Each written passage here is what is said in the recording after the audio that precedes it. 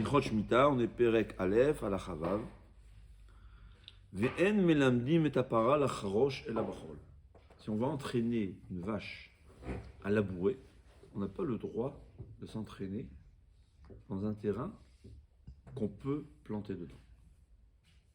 Seulement dans du sable. Il dit même du sable épais que c'est impossible que cela pousse.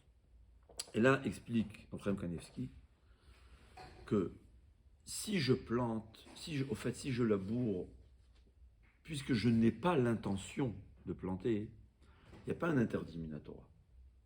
Parce que toute interdiction de labourer, c'est seulement si on veut ensuite semer ou planter. Mais si je laboure pour un entraînement, normalement, il n'y a aucun problème. Sauf si on laboure là où il y a des arbres, qu'on le veuille ou pas, le fait de labourer va améliorer la terre, ça a un effet favorable pour les arbres, ça c'est interdit. Mais si je laboure dans un champ normal où il n'y a aucun intérêt, minatora, ça sera permis.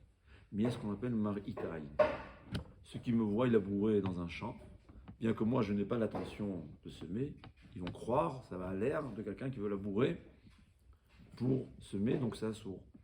Mais c'est pas seulement la vache, il dit même si on veut apprendre à labourer, donc on prend le tracteur dans la terre, c'est assourd.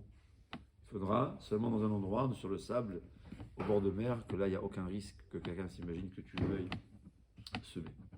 C'est une race, il faut savoir que dans le Shirot Shemitah, il y a beaucoup d'interdits, Mishum Mar'itaïn. Ça a l'air de quelqu'un qui veut